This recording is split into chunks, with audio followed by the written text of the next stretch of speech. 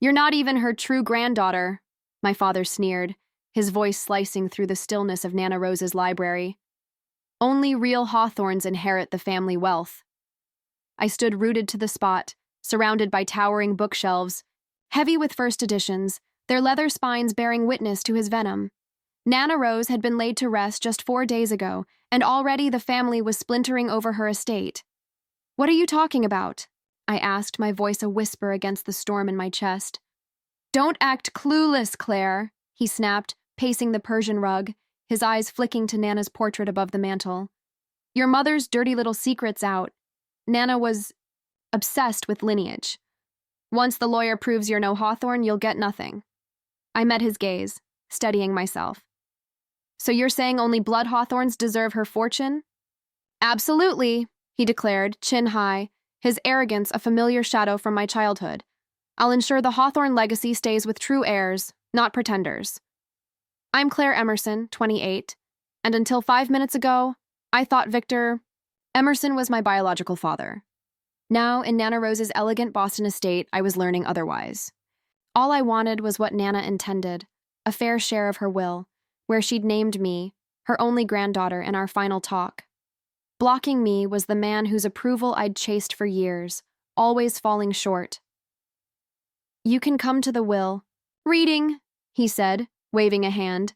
But don't expect a cent. I've already talked to Leonard about contesting any bequests to you.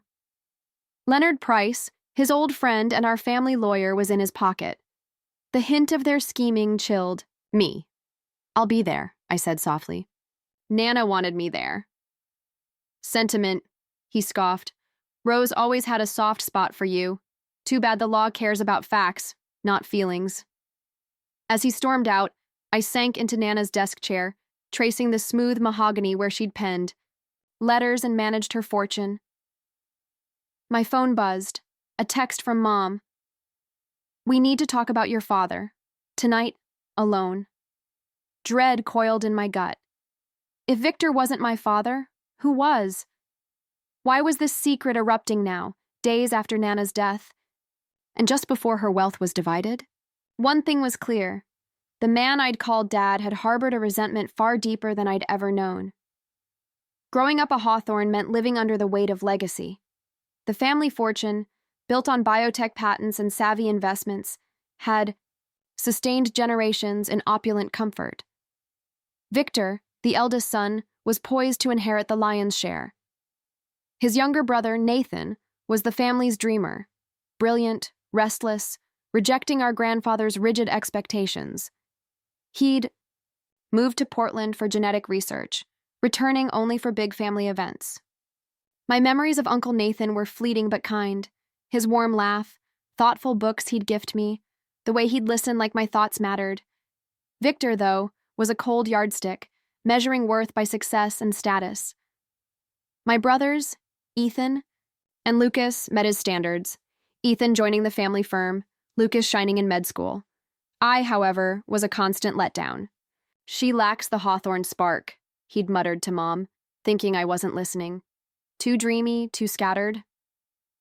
Despite my magna cum laude degree and a career in archival restoration, nothing I did was enough. I'd chalked it up to his high bar, never suspecting a darker reason for his disdain. Nana Rose was my haven. Unlike Victor, she nurtured my love for history, urging me to forge my own path. Sundays at her estate were my refuge, sipping tea as she shared tales of our family's past and her own quiet defiance against the era's limits on women. A Hawthorne carves their own way, Claire, she'd say. Her death at 87, peaceful but sudden, left a void I couldn't fill. Losing my fiercest ally made her absence ache deeper. In the days after her funeral, Victor's behavior shifted. Sharp glances when I spoke to relatives, whispered talks with Leonard that stopped when I neared. I'd brushed it off as grief. Now it looked like a plot. Nana's last words to me, her grip firm despite her frailty, echoed, "Trust your gut, Claire. Things aren't always what they seem." I'd thought it was her meds talking. Now I wondered if she'd been warning me of the chaos about to unfold. Leaving her library to meet Mom, I felt pulled into a drama decades old, its roots tangled, beyond my grasp. Mom waited at a cozy diner on Boston's edge, where Hawthorns were just folks. She looked worn, her usual polish dulled, eyes heavy with exhaustion. "I never meant for you to learn this way," she said, twisting her ring. "Victor shouldn't have thrown it at you like that. It was vicious." "So it's true?" I asked, barely audible. "He's not my father?" She nodded, tears brimming. "It's messy, Claire, messier than Victor claims."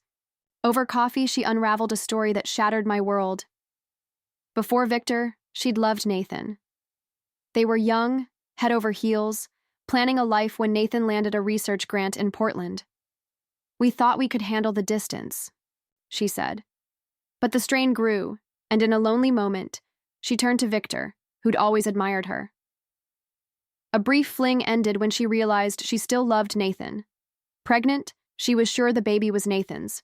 The timing matched his last visit, but Victor claimed the child, and Nathan was already engaged elsewhere. "Victor proposed," she said, voice bitter. "It seemed the right move for you." Years later, she saw Victor's true motive. The Hawthorne Trust favored male heirs with legitimate kids. "He needed a family to lock in his inheritance," she said. "I needed security. It felt like a fair trade." The secret held. Nathan returned to Boston, married but had no children. After his divorce, he buried himself in research, drifting from the family. "Did Nathan know?" I asked. "No," she whispered. "I couldn't upend his life." And later, it felt too cruel to tell you. Every childhood memory now needed reframing. Victor's distance, Nathan's warmth, Nana's doting. "Why's Victor spilling this now?" I asked. Mom's face hardened. "Nana's will. He's fixated on the fortune and thinks she left you a big share. He's trying to cut you out." "But if I'm not his daughter, you're still a Hawthorne," she cut in. "Nathan's daughter, Nana's granddaughter by blood. Victor's plan might backfire." The irony was rich. His attempt to erase my claim could cement it through Nathan. "What now?" I asked, adrift. "That's up to you," she said, squeezing my hands. "Justice, truth, or just what Nana wanted for you." I had no answer yet. The betrayal stung too much. But leaving the diner, one thing was certain. I wouldn't let Victor rewrite my story for his gain. The next morning, I drove to Nathan's loft, heart pounding. I'd called ahead, vague about needing to discuss family matters. In his cluttered living room, stacked with journals and travel trinkets, I struggled to find words to upend his world. "You look worried," Nathan said, setting down tea. At 57, he was striking, with dark eyes that mirrored mine. "Victor stirring trouble over Rose's estate?" "It's bigger than that," I said, faltering. "Were you and Mom ever together before she married Victor?" His cup paused midair, eyes narrowing. "Why dig up old history now?" "Because Victor says he's not my father and is using it to block my inheritance." Nathan set his cup down, face tight. "That's Victor, cruel and cunning." He studied me. "What did your mom say?" I shared her story. Their love, the fling with Victor, the pregnancy. His expression shifted through nostalgia, pain, and a flicker of hope. "I never knew," he said. "By the time I heard she'd married, it was done." He leaned forward. "Are you saying I might be your father?" "The timing fits," I said. "But Victor's pushing to prove I'm not a Hawthorne." His jaw tightened. "Rose's will names you. He can't just erase that." "He's claiming Nana thought I was his daughter." Nathan paced. "We need proof. A DNA test. Fast." "You'd do that?" I asked, stunned. "Without question," he said. "I've always felt close to you. If you're my daughter." His voice caught. "Let's get the facts." We arranged a rush test at a private lab, results due in 72 hours, just before the will reading. As we gave samples, hope and fear churned in me. Whatever the truth, my ties to both men would change forever. I reached out to Nana's personal lawyer, Arthur Klein, not Leonard. "I can't share details before the reading," Arthur said at his office, but Rose was sharp and deliberate about her wishes. "Did she know?" I asked. "About my real father?" His guarded look softened. Rose missed little. She was perceptive. That night, a letter from Leonard arrived, delaying the reading to resolve beneficiary identity issues.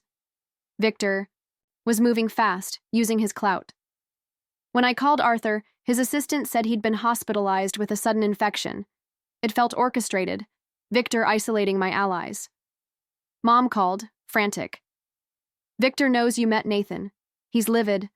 Claire, be careful, he's ruthless when cornered. The DNA results landed 2 days before the rescheduled reading. Probability of paternity, 99.9999%. Nathan was my father. Relief, grief, and anger surged. Grief for the lost years, anger at the lies. I called Nathan, who took it quietly. I knew when you asked, he said. You've got your mom's smile, but those eyes, they're Hawthorne. We planned to confront Victor at the reading. That evening, Leonard summoned me to his office. Against my gut, I went, curious. His polished suite screamed old money. Thanks for coming, Claire, he said, his smile cold. We need to discuss developments. You mean Victor's not my father or your stalling tactics? I shot back. He slid a document over, a waiver to drop all estate claims for $200,000. Douglas is upset about your DNA test, he said. This is his offer. That's nonsense, I said, shoving it back. I'm Nathan's daughter, Nana's granddaughter by blood, Victor's own rule. There are legal complexities, Leonard said, evasive.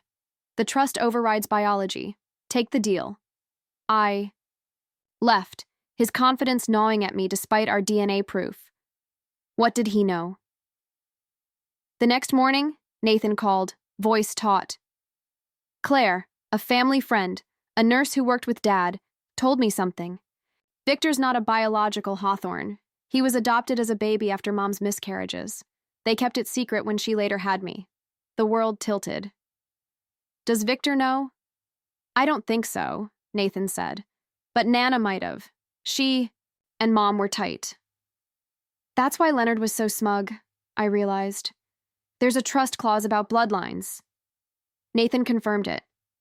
The Hawthorne Trust required blood descent for main heirs. Victor's adoption protected him legally, unless his bloodline obsession backfired. What do we do? I asked. That's your call, Nathan said. Justice for Victor, or what's best for us. I thought of his cruelty, his hypocrisy. He set the rules, I said. Let's hold him to them. The will reading dawned bright, autumn leaves blazing outside Nana's mansion. I arrived with Nathan, our secret a loaded gun. Leonard led from the dining table, relatives in stiff chairs. Victor sat across, smug, flanked by Ethan and Lucas, who looked uneasy.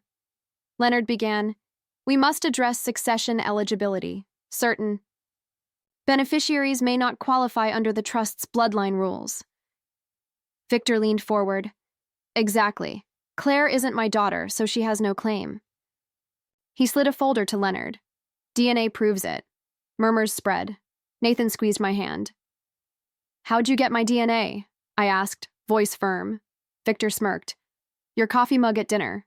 Easy. That's illegal, Nathan snapped. Irrelevant, Leonard said. The results stand. Our plan was slipping. I pulled out our test. I have proof too. Nathan's my father, making me Nana's granddaughter by blood. The room gasped. Victor's face twisted. That changes nothing, Leonard insisted. The trust follows Eleanor's line through Victor. Nathan stood. Not quite. The trust demands blood descent from Henry Hawthorne. Victor's adopted, not a blood Hawthorne. Silence crashed. Victor went pale. That's a lie, he roared. I have records, Nathan said, producing documents. And DNA. If blood matters, as Victor says, then I'm Nana's only biological child, and Claire's her only blood grandchild. Leonard faltered, scanning the papers. Victor looked cornered. Then the doors opened. Arthur Klein, frail but resolute, entered. My apologies, he said, nodding to me. I'm needed here. Leonard's face fell. Arthur took the documents. Glasses low. I have a letter from Rose to be read if lineage disputes arise. He broke the Hawthorne-crested seal and read, My family, if this is read, a long-held secret is out. I knew Victor was adopted, a cherished son through love. I also knew Claire is Nathan's daughter, my blood granddaughter. The trust demands blood ties, but I've shifted most assets to my personal estate to honor my heart, not old rules. Victor, your treatment of Claire, Nathan's child, betrays the Hawthorne name you cling to. By your bloodline fixation, you've undone yourself. Arthur looked at Victor, now ghost white. Rose's trust assets go to Nathan and Claire. Her personal estate follows her bequests. Victor lunged for the papers, but Arthur slid them away. You promised, he yelled at me. Only blood deserves the fortune. No, I said, calm.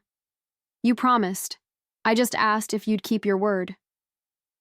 His empire crumbled, not by my hand, but his own hypocrisy. He stormed out, vowing lawsuits that would fail. Leonard followed, his career in ruins after Arthur, exposed his hidden adoption records. Ethan and Lucas approached, shaken. We didn't know, Ethan said. The way he treated you, it makes sense now. You're our sister, Lucas added. Always. Their words warmed me. Mom hugged. Me, guilt and relief in her eyes. I should have told you sooner, she said. You were protecting me, I said. I get it now. That night, Nathan and I sat in Nana's library, surrounded by her legacy. What now? He asked, the weight of lost years in his voice. Build something new, I said. We can't redo the past, but we can make a future. His smile mirrored mine. I'd like that. Nana's presence lingered, her foresight ensuring justice without my needing to strike.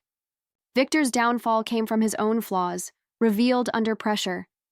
He'd cast me as the outsider, never suspecting he was the one who didn't belong.